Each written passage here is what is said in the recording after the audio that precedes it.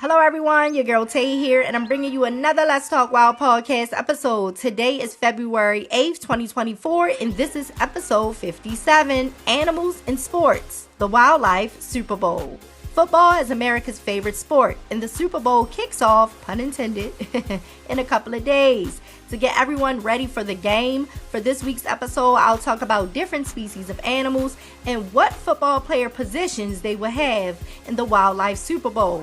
But before we get into that, make sure you follow and subscribe to the podcast on all podcasting and social media platforms. You could support the pod by becoming a subscription member. You could go to my podcast website on Buzzsprout to sign up. I'll have the link in the description box. Also, hit to YouTube, subscribe to the channel, and check out the videos over there once you're done listening over here. You guys already know the drill. Now, let's talk wild.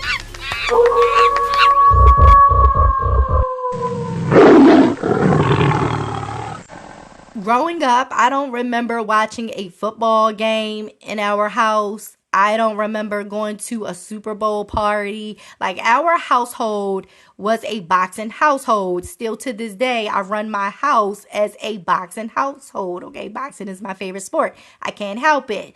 But, we went to like fight parties and we watched all the boxing matches.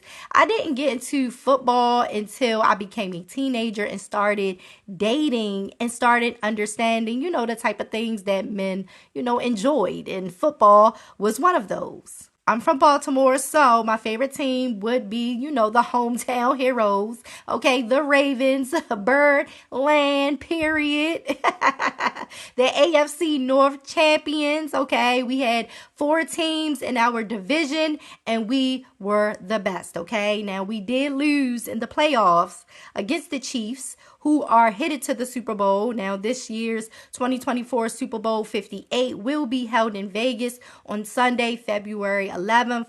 Kickoff starts at 6:30 Eastern Time. Make sure you guys convert that time to your time zone, okay? Don't forget, okay? And the team that will be battling it out with the Kansas City Chiefs will be the San Francisco 49ers. All this football talk inspired me to get my animal football team in order. Yes. What animals fit well in different football player positions? Will some of your favorite animals make the draft and become the MVP? Let's talk wild. Let's get into it. First up are the defensive players. We have the defensive linemen who try to get to the quarterback or stop the other team's running back.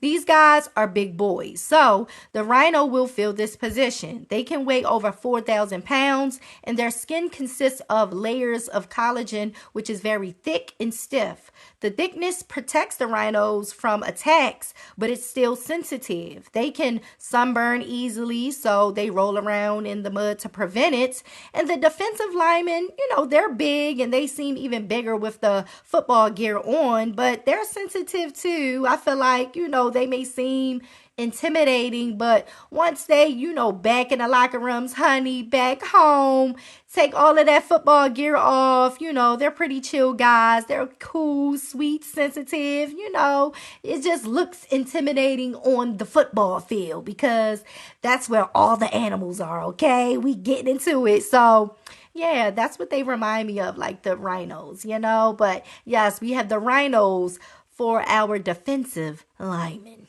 Next up, we have the middle linebackers. Now, one of my favorite football players, Ray Lewis, Mr. 52, former Baltimore Raven, was a middle linebacker. Now, there are a couple of things that they can do, like rush, also known as blitz, the other team's quarterback. They can sack them and stop the success of their plays. They have more of an athletic build because they can also stick the wide receivers. Now, Bears will fill this position on the team. They are bulky, but can run, swim, and climb very well. They have great endurance and willpower. Polar bears in particular, they've been seen swimming out at sea with no sea ice in sight.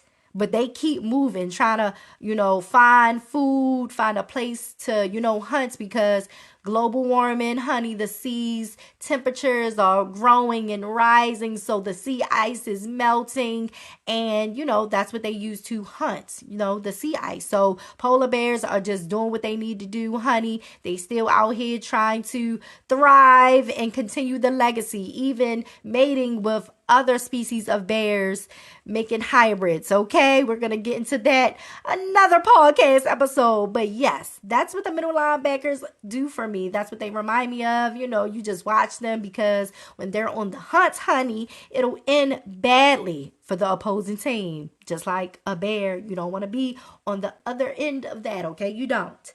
That's why they have bear spray. Okay, like back up. You don't want them bears up on you, honey. It's gonna be over. You're gonna get sacked. You're gonna get sacked by the bears. So watch it. Cornerbacks, they stick the wide receivers. The second tallest land mammal is the elephant. So they will fill this position to try to stop the wide receivers, which we'll get into later, which would be the giraffes, okay? But the African elephants can grow to be 10 feet tall and can run at an average of 25 miles per hour. They are shorter and a tad bit slower than giraffes, but all they have to do is stick them, trip up those long legs and cause them to drop the ball, cause a fumble or whatever. They can even get an interception using their trunks, if the ball is thrown off. So despite the height and speed difference, the elephant fits well in this position.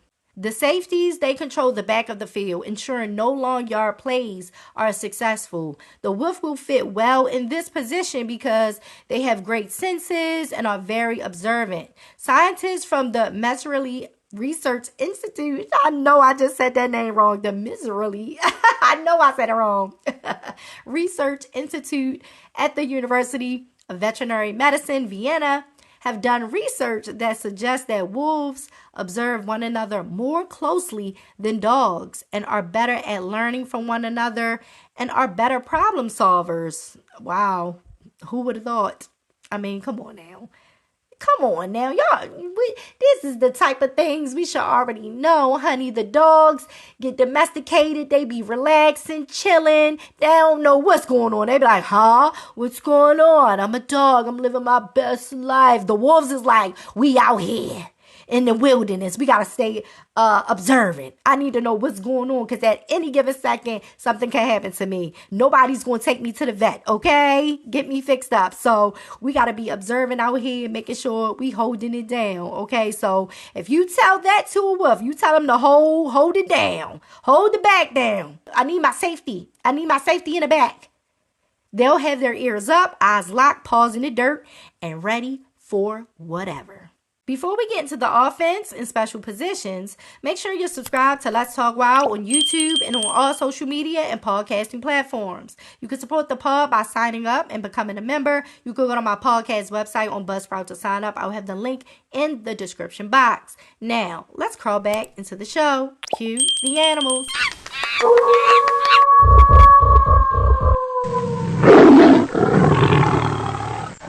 The offensive players are up next, okay? So we have the fullbacks.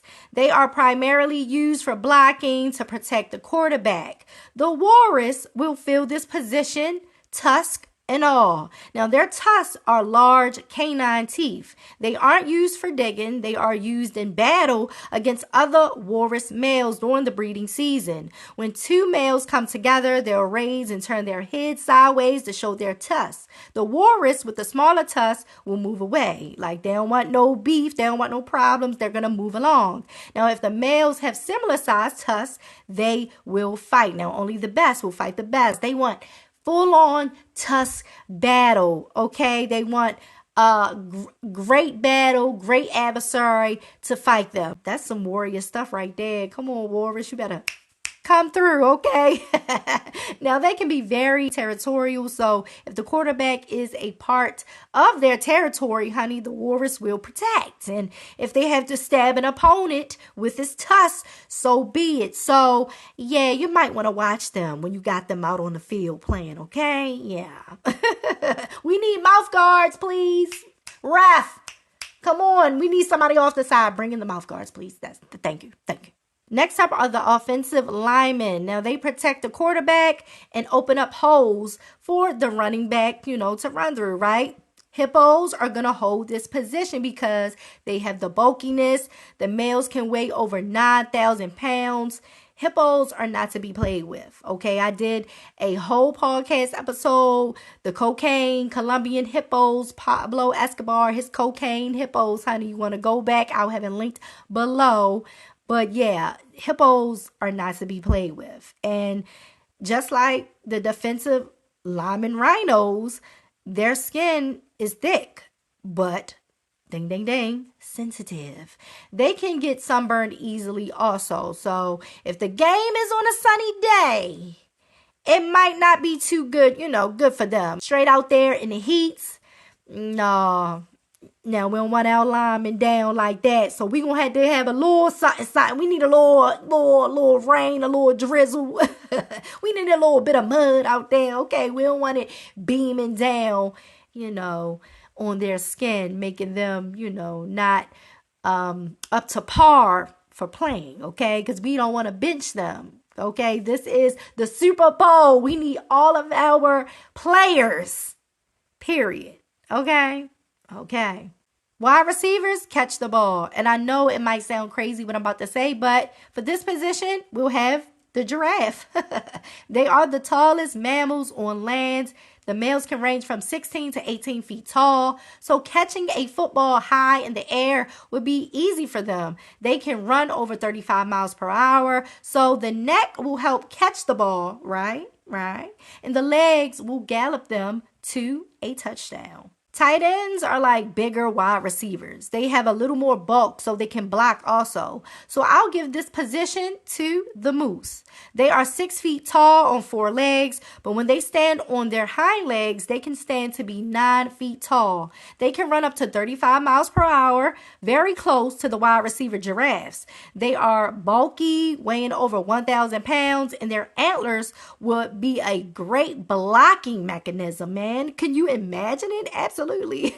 Just be careful and don't get any of your players stuck in their antlers because you might not be able to get them out until it's time for the moose to shed them. So, yeah, you got to watch out for that on the field. Absolutely.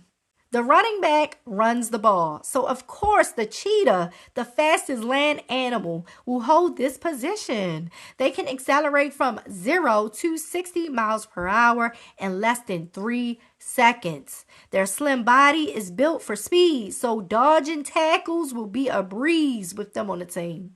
The quarterback, everybody loves their QB. He throws the ball, or if he's like Lamar Jackson of the Baltimore Ravens, he'll run the ball also. You'll think he's throwing the ball. Honey, we already got the first down. He done ran it already. Y'all late. Catch up. Now, the king of the jungle, because the lion is not the king of the jungle. They are the king of the grasslands and the savannah, okay? Now, the gorilla is the king of the jungle. They will take this position with open arms. Big arms, but open arms nonetheless. Now, they are the largest living primate. They can weigh between 300 and 500 pounds and stand up to 6 feet. Now, being a quarterback, properly handling the ball is essential. The gorilla has thumbs, so that won't be a problem for them. However, if they run the ball, prepare to be cobbled over and watch your face because they might throw feces at you after scoring a touchdown. Yuck. That's not good at all. Y'all seen them videos of them daggone gorillas throwing feces at the, facilities at these zoos and places. So, they might get a little too excited, hear the crowd going wild. Woo, yeah, cute the animals going wild, yeah. And they start to, let one loose and get the throwing it. We don't need that. We don't, sanitation, where's the janitor? We got a mess on the field. We got to get this up immediately before the next play. That is a straight up, you got to get out the game. You can't be throwing feces at people. You're out of the game. Get them out of here. Nope. So, yeah, that might be a problem for the Gorillas. But they'll be great quarterbacks nonetheless. Next up, we have special teams, which consists of our punters and kickers. I really love the kickers. They're like my favorite football position. I don't know why. It's just, I don't know. I just feel like when you need, the light at the end of the tunnel and you think you're going to lose the game and all you need is a field goal and your kicker comes out there and does what they need to do, it's just, I don't know, it just does something to me, man. So shout out to, all the kickers and punters out there, all the strong legs out there. But we're going to get into the animals with the strong legs. So we're going to do punters first. So, they come out after the team uses their 3 downs and after failing to get a first down. So on the 4th down, the punter can come in and punt the ball to the other team. The kangaroo hops right in with this position. They are very strong animals from their tails, arms, mouths, honey. They will bite down on you, okay? You don't want to be punched or kicked or bitten by a kangaroo, trust. But yeah, and their legs are very strong as well. They have a kick force that is over 700 pounds, which can break bones or cause unaliving. Y'all know I got to say that for YouTube. I hate it. But yes, from unaliving, yeah. Which is not funny, actually. That's really sad. So don't get up close on the kangaroo. So, yeah, we want them on the field to punt the ball and then back to the bench because we can't have the players ending up with broken bones. Absolutely not. Back to the bench. Thank you for your legs. Go over there. But yeah. Just get a little distance from the kangaroo. You don't want to be too close. Now for the kickers, they kick the ball into the goal, which we call a field goal. My favorite kicker is Justin Tucker, Mr. 9 from the Baltimore Ravens, of course. Now I know some of you are saying, the horse has to hold this position, Tay. It has to be the horse.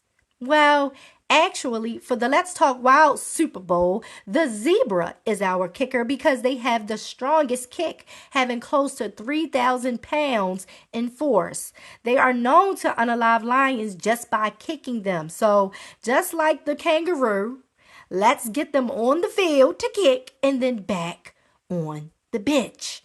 We don't need any casualties during the game. Okay, this is the Super Bowl.